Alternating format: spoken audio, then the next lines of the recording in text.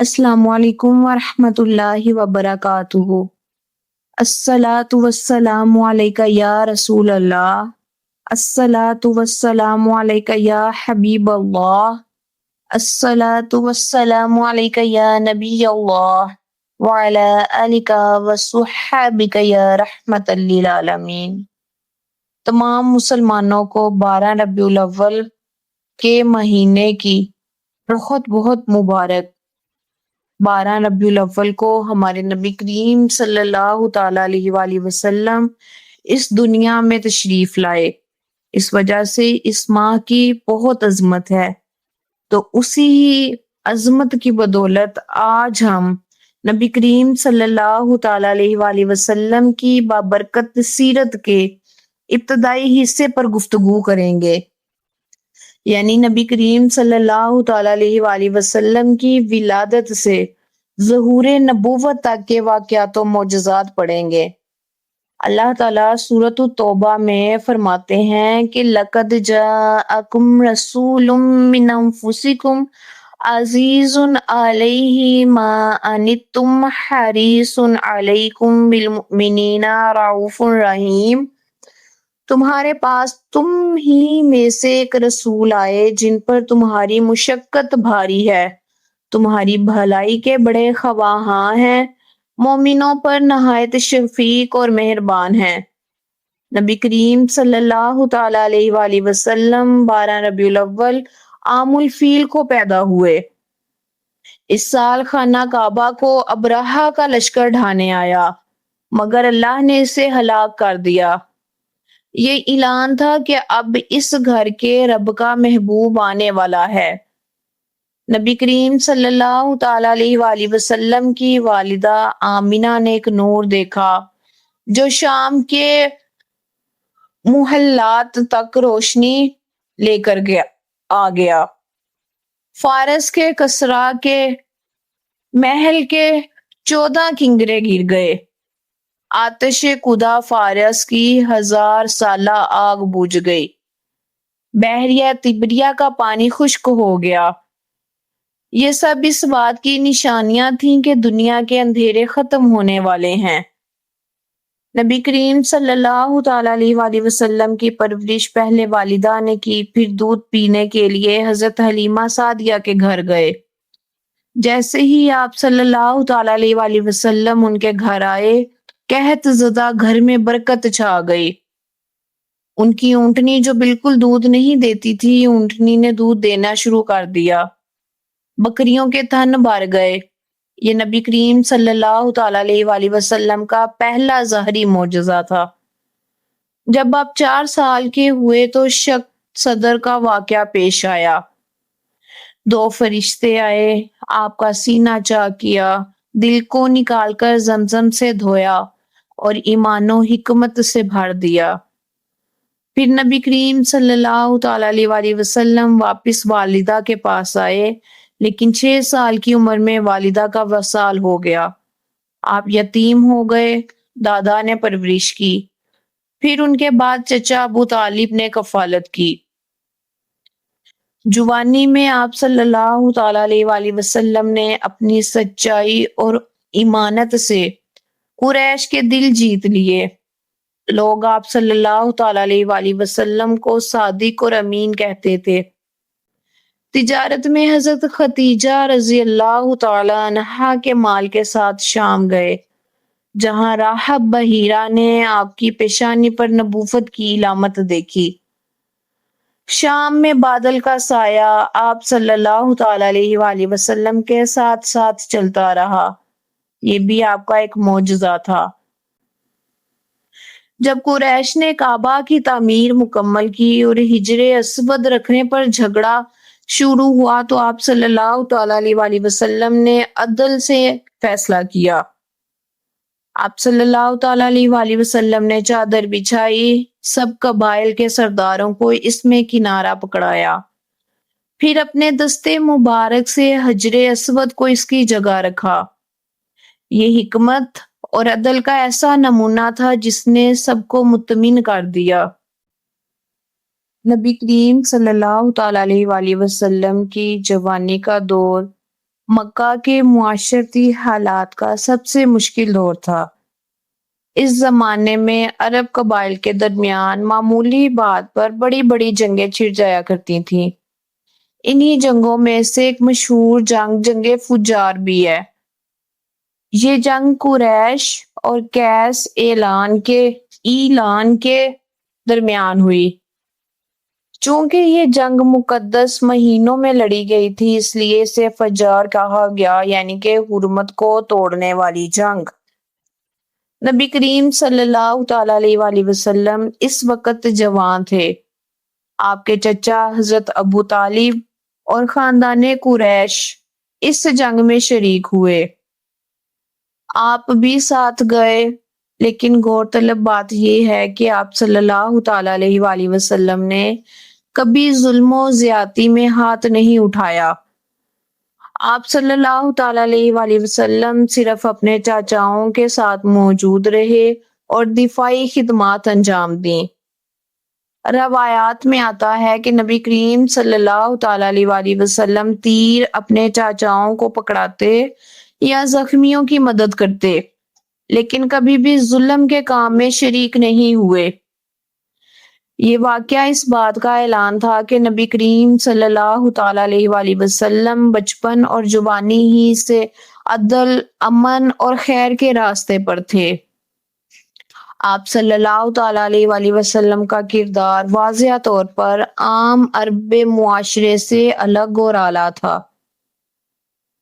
جنگ فجار کے کچھ ہی عرصے بعد مکہ میں ایک اہم واقعہ پیش آیا۔ ایک غیر ملکی تاجر مکہ آیا۔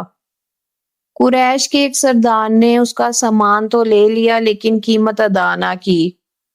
یہ مظلوم مکہ کے بڑے بڑے سرداروں کے دروازے پر گیا، لیکن کسی نے انصاف نہ دیا۔ آخر کار اس مظلوم نے کعبہ کے پاس کھڑے ہو کر فریاد کی۔ اس فریاد پر کچھ نیک دل سرداروں کے دل پیس گئے۔ انہوں نے ایک معاہدہ کیا جس کا مقصد یہ تھا کہ مکہ میں آنے والے مظلوم کی ہر حال میں مدد کی جائے گی۔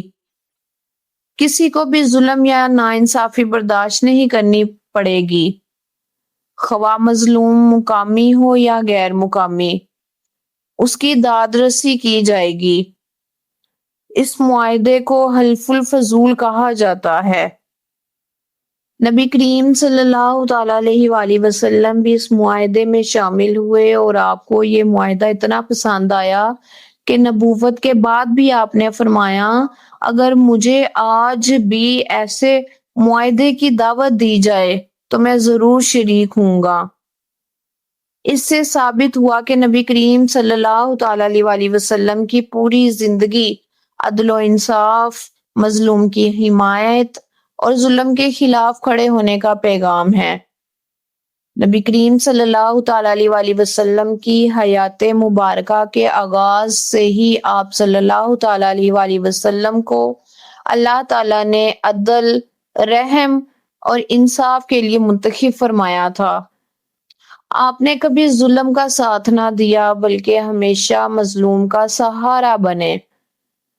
جب قریش میں نبی کریم صلی اللہ تعالی علیہ وآلہ وسلم کی سچائی اور ایمانداری مشہور ہوئی، تو حضرت خدیجہ نے بھی آپ کو شام کی طرف تجارتی قافلے کے ساتھ اپنے ایک غلام میسرہ بھی ساتھ بھجوایا۔ حضرت خدیجہ مکہ کی ایک نہایت معزز، مالدار اور باوقار خاتون تھیں۔ آپ سے پہلے 2 مرتبہ نکاح کر چکی تھیں، واللہ تعالی علم، اور دونوں شوہر کے انتقال کے بعد بیوہ ہوئیں۔ آپ تجارت کیا کرتی تھیں اور اپنا سامان قافلوں کے ذریعے دوسرے شہروں میں بھیجا کرتی تھیں۔ آپ صلی اللہ تعالی علیہ وآلہ وسلم نے کبھی جھوٹ نہ بولا اور نہ ہی بے ایمانی کی۔ ایک راہب نے ان کے غلام کو بتایا کہ اس نوجوان کے چہرے پر نبوت کی علامات ہیں۔ دھوپ میں جب آپ صلی اللہ تعالی علیہ وآلہ وسلم چلتے تو بادل کا ٹکڑا سایہ کرتا۔ آپ کی ایمانداری کی وجہ سے تجارت میں بے حد برکت ہوئی۔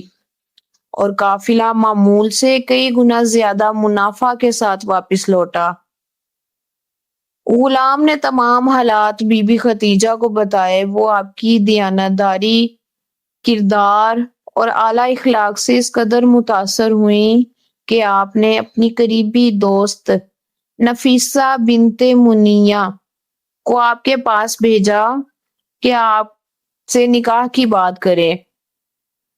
نفیسہ نے نہایت حکمت کے ساتھ بات کی۔ آپ نے معاملہ اپنے چچا ابو طالب سے ذکر کیا۔ آپ کا نکاح 25 سال کی عمر میں ہوا۔ حضرت خدیجہ کی عمر اس وقت تقریباً 40 سال تھی۔ بعض روایات میں 28 یا 35 بھی مذکور ہے۔ نکاح میں حضرت حمزہ اور دیگر قریشی سردار شریک تھے۔ مہر کی مقدار 20 بکرے اور کچھ اونٹ مقرر ہوئے۔ حضرت خدیجہ نے نکاح کے بعد آپ کا مکمل ساتھ دیا۔ جب وحی کا آغاز ہوا تو آپ گھبرا گئے، تو سب سے پہلے اپنی بیوی کے پاس آئے اور انہوں نے آپ کو تسلی دی اور فرمایا کہ اللہ کی قسم، اللہ آپ کو ضائع نہیں کرے گا۔ آپ رشتہ داروں کے ساتھ صلہ رحمی کرتے ہیں، کمزوروں کی مدد کرتے ہیں، مہمان نوازی کرتے ہیں اور حق کے راستے پر بھی لوگوں کی مدد کرتے ہیں۔ انہوں نے اپنی دولت اور جان دونوں اسلام کے لیے وقف کر دیں۔ جب شب ابی طالب میں قریش نے مسلمانوں کا بائیکاٹ کیا تو انہی کی قربانیوں سے مسلمان بھوکے رہنے کے باوجود قائم رہے۔ آپ صلی اللہ تعالیٰ علیہ وسلم کی زندگی میں سب سے پہلی ایمان لانے والی شخصیت حضرت خدیجہ رضی اللہ تعالیٰ عنہا تھی۔ آپ صلی اللہ تعالیٰ علیہ وسلم کو آپ کی وفات کے بعد بھی آپ یاد فرماتے اور ان کے لیے دعا کرتے۔ یہ نکاح صرف ایک ازدواجی رشتہ نہیں تھا، بلکہ نبی کریم صلی اللہ تعالیٰ علیہ وسلم کی نبوت کی راہ میں سب سے پہلی اور سب سے بڑی مدد تھی۔ حضرت خدیجہ نے اپنی زندگی اور مال دونوں اسلام پر قربان کر دیے۔ نبی کریم بچپن سے ہی حق کی تلاش میں تھے۔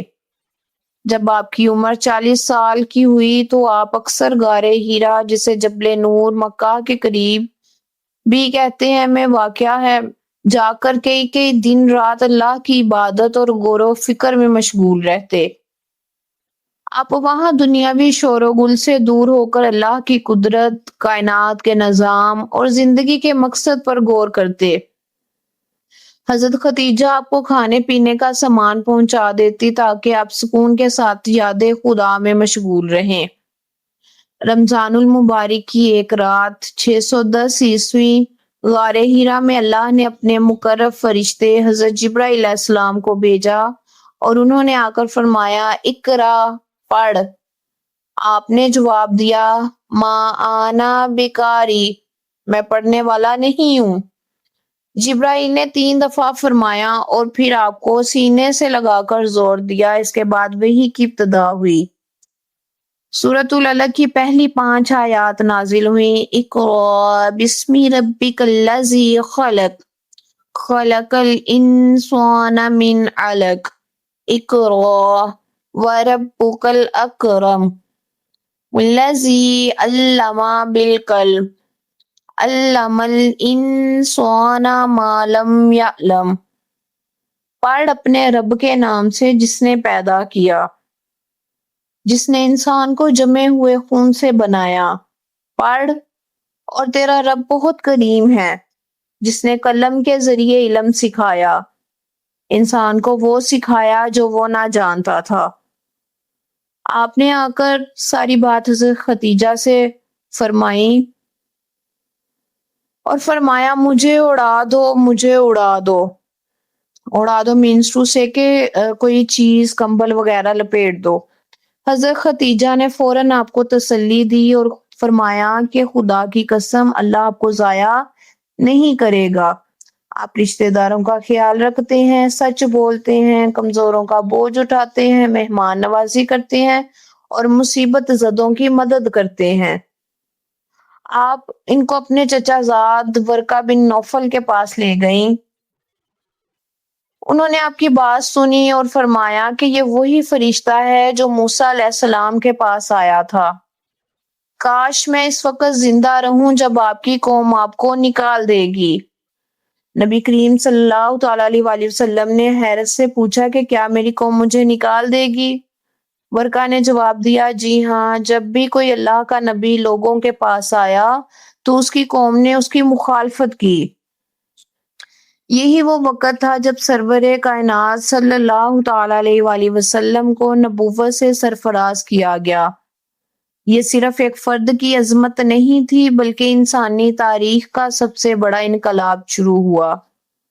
وہ انقلاب جس نے اندھیروں کو اجالا بنایا، ظلم کو انصاف میں بدلا اور انسانیت کو اصل مقصد حیات سے روشناس کرایا۔ اے اللہ، جس طرح تو نے اپنے حبیب نبی کریم صلی اللہ تعالیٰ علیہ وآلہ وسلم پر اپنی رحمت کے دروازے کھولے، ہمیں بھی ان کے صدقے میں ہدایت کی روشنی عطا فرما۔ یا رب محمد، ہمارے دلوں کو قرآن و سنت کی محبت سے منور فرما، ہماری زندگیوں کو سیرت مصطفیٰ صلی اللہ تعالیٰ علیہ وآلہ وسلم کے مطابق بنا دے، ہمیں ظلم، جہالت اور گناہوں سے بچا کر عدل، علم اور خیر کے راستے پر چلا۔ اے اللہ، ہمیں نبی کریم صلی اللہ تعالیٰ علیہ وآلہ وسلم کی شفاعت نصیب فرما اور قیامت کے دن ان کے جھنڈے تلے جمع فرما۔ آمین۔